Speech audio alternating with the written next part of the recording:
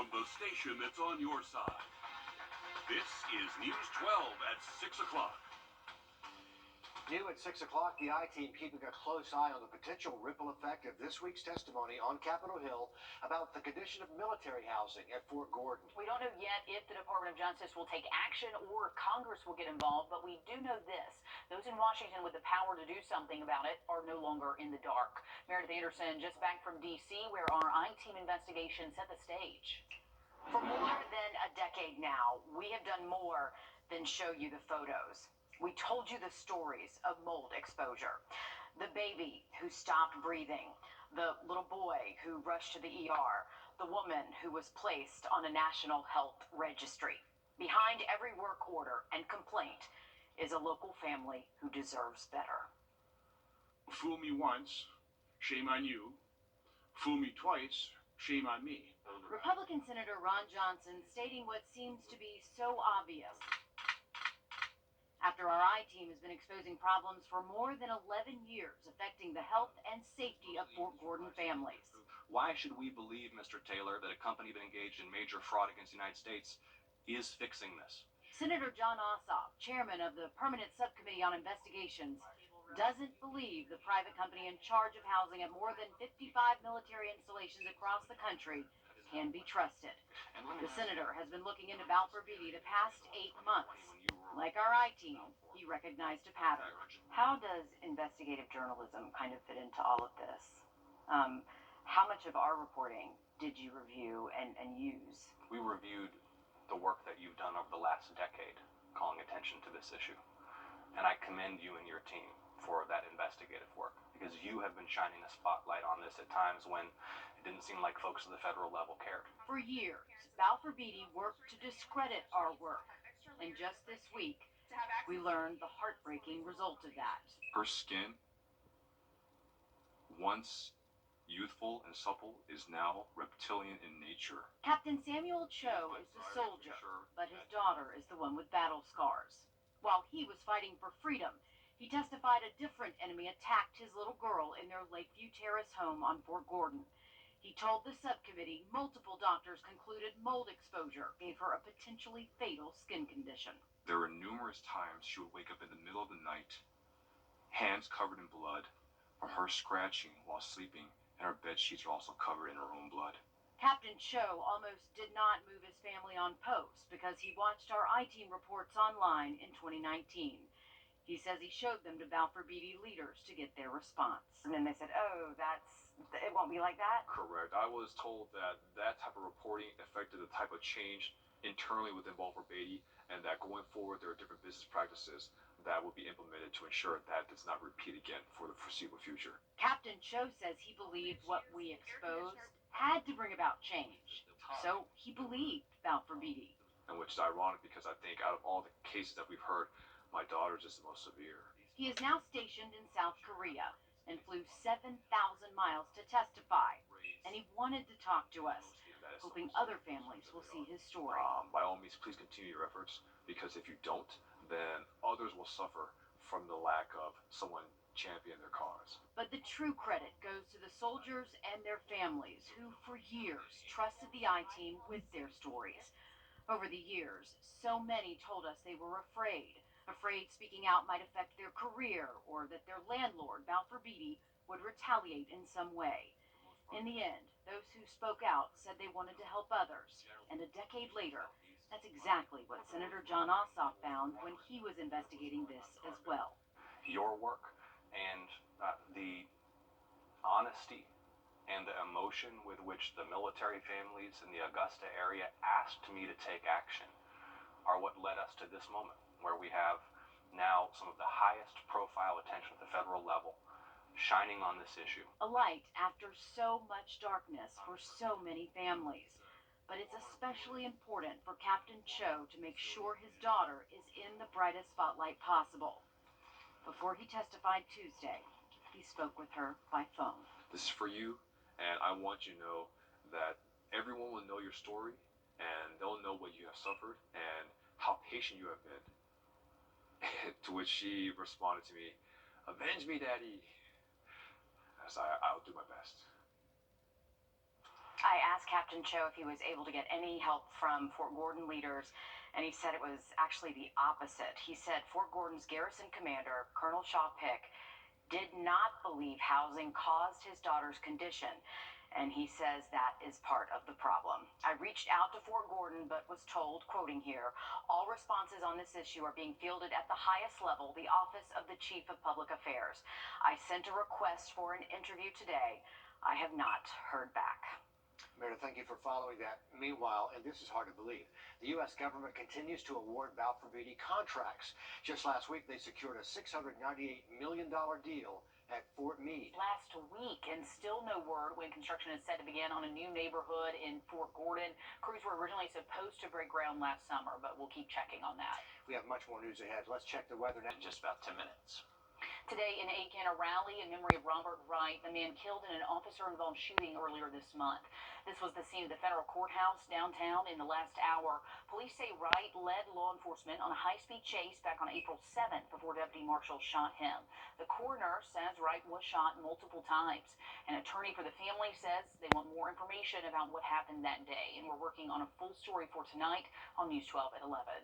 Also today, Augusta Commission figuring out how to spend $10 million sitting in the city's bank account.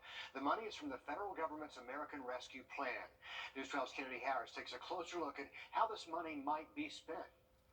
The city of Augusta is $82 million richer.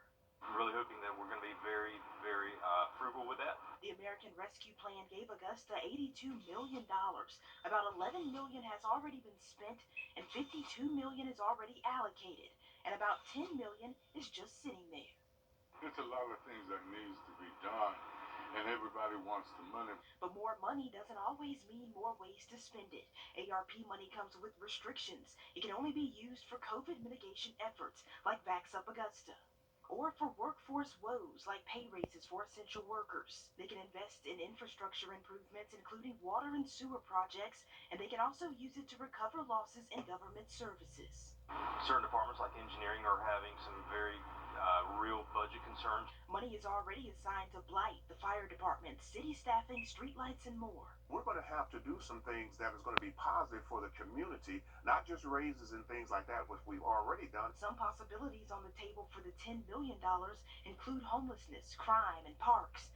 And this money can't be saved or invested to make more money. It must be spent by 2024. We have to look at the long-term approach of dealing with it and where we put it at. Kennedy Harris, on your side.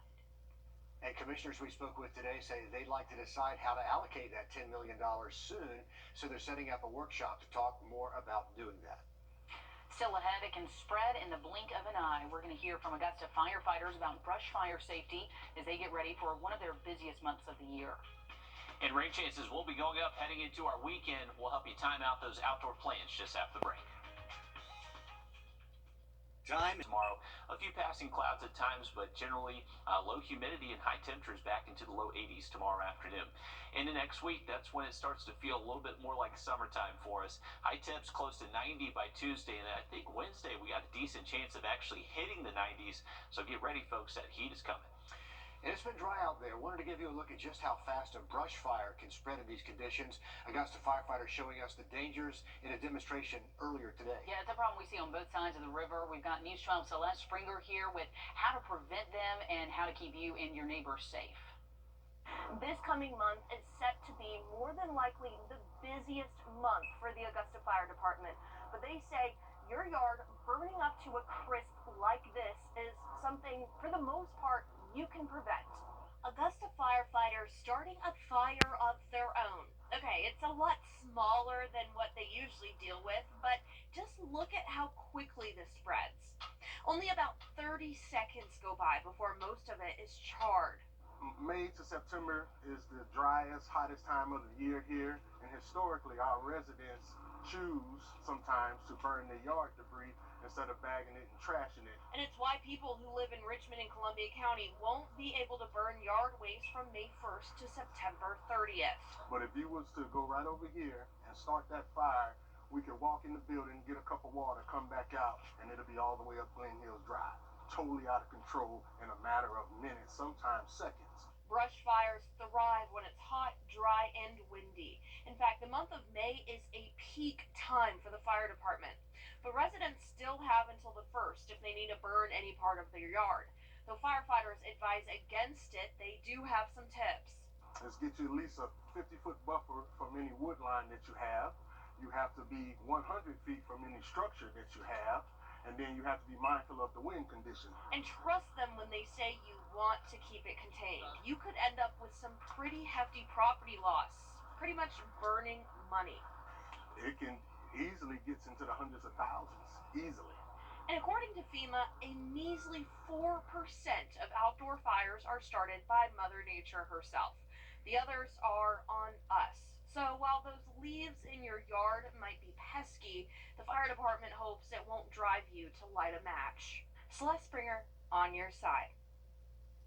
And the Richmond County Fire Department wants to remind you burning trash in the county is always illegal, no matter the time of year. And that includes things like spare lumber and tires.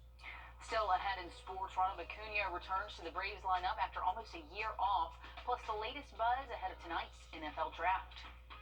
And there are some new laws affecting Georgia classrooms. Details and how educators are responding when we come back.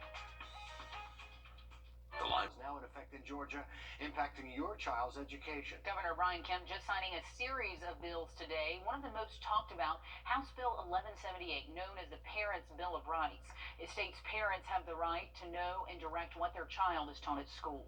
Another, House Bill 1084, known as the Protect Students First Act, looks to regulate what teachers can teach to students, banning divisive concepts and ideologies from the classroom. News 12's Alyssa Lyons spent the day breaking down what these new laws mean for your kids. Alyssa. Yeah, under the Protect Students First Act, there are now 9 concepts not up for discussion any longer in the classroom in Georgia. And teachers say Kemp's pen to paper is more than just ink to them. Do I use this concept for this lesson? Do I use another concept? Do I avoid this topic altogether? And when we do that, we are not providing our students the well-rounded, full education that they need. Several controversial concepts now come with an asterisk attached. If there are any changes that will be implemented as it relates to this particular legislation, those changes will come to us from the Georgia Department of Education, and we'll continue to follow their standards. The discussion started when critical race theory became a hot topic across the nation. The wording of the new bill bans any discussion that an individual by virtue of race is inherently or consciously racist or oppressive towards other races. I mean, for me as a teacher and even a superintendent, I looked at these bills and said, would it impede my ability to teach? And I felt that they do not impede my ability to teach. But others with the grading pen give it an F. Curiosity leads to learning. But if a student asks the question and the teacher says, we can't talk about that, that's not appropriate for us to discuss, then what happens to the student and that curiosity? And eventually the students will, if we say too many times, we can't discuss that in class, the student will stop asking. Well, in a statement, Columbia County School District representatives say they already have 2 draft policies on the table for discussion, one for divisive concepts, the other for parental rights.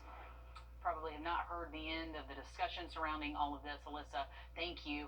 Now, those are just 2 of the 6 bills signed into law today. We have a full breakdown and details posted about all of those on our homepage at wrdw.com. Let's give you a live look at Savannah now with this message. Breaking news just into our newsroom. We're getting some new details after a Byrd County teacher is arrested on suspicion of improper sexual contact and sexual battery. Now we're finding that teacher, Scott Hooker, was also allegedly involved with an incident with a female student at Evans High School back in 2017. We're working to learn more about both of these incidents, so continue to follow us on air and online for the latest. Well, for the rest of the